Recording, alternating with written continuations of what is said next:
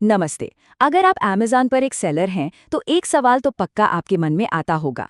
अपने products customers तक पहुंचाने का सबसे अच्छा तरीका आखिर है क्या? FBA चुने या इजी शिप?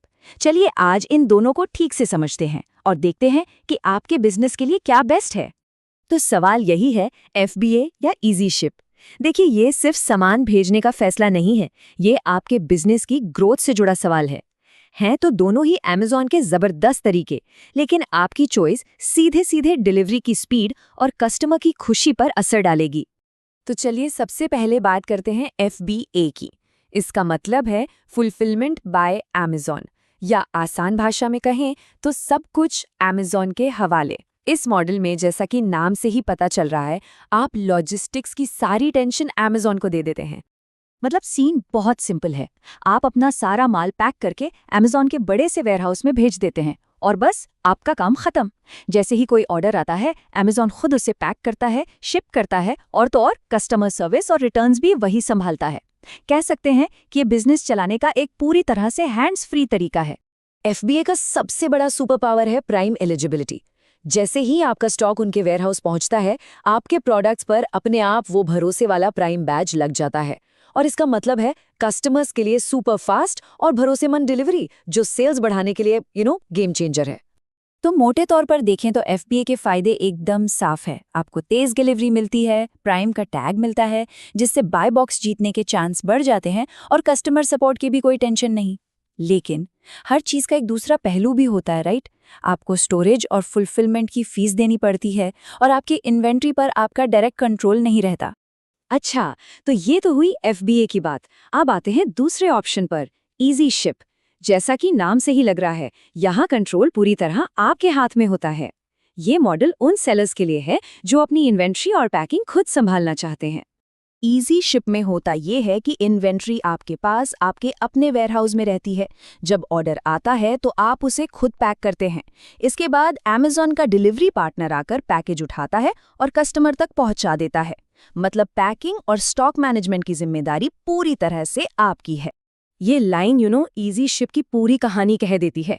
सब कुछ आपके वेयरहाउस से शुरू होता है और डिलीवरी को मैनेज भी आप ही करते हैं। इजी शिप का सबसे बड़ा प्लस पॉइंट है कंट्रोल, पूरा कंट्रोल। आपका स्टॉक आपके पास, पैकेजिंग आप अपनी मर्जी से कर सकते हैं और खर्च पर भी ज्यादा कंट्रोल रहता है। पर हाँ, कंट्रोल के साथ आती है जिम्मेदारी। डिलीवरी टाइम पर हो ये आपको देखना है और बाय बॉक्स जीतने में FBA के मुकाबले प्राथमिकता थोड़ी कम मिलती है। तो अब जब हमने दोनों को अलग अलग समझ लिया है, तो क्यों ना इन्हें आमने सामने रखकर देखें, एक हेड टू हेड कंपैरिजन। इससे सारी कंफ्यूजन दूर हो जाएगी और फैसला लेना बहुत आसान हो जाएगा।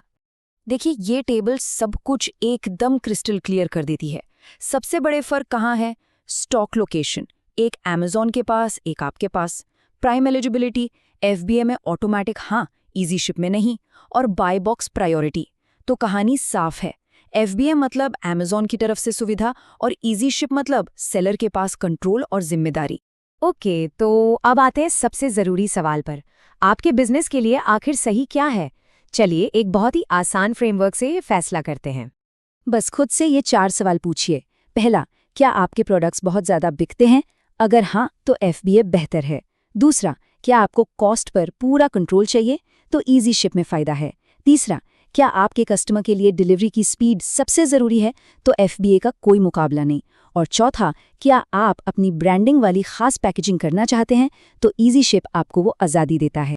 और हाँ, सही चुनाव करना जितना जरूरी है ना, उतना ही जरूरी है इन आम गलतियों से बचना। जैसे FBA चुन लिया पर उसकी स्टोरेज फीस का हिसाब ही नहीं लगाया, या इजी शिप में है पर डिलीवरी टाइम पर नहीं कर पा रहे हैं। ये छोटी छोटी बातें लगती हैं पर बिजनेस पर बड़ा असर डाल सकती हैं। देखिए, आपका एक फैसला क्या कुछ बदल सकता है। सही रास्ता चुना तो मतलब फास्ट ऑर्डर्स, खुश कस्टमर्स और बिजनेस में ग्रोथ।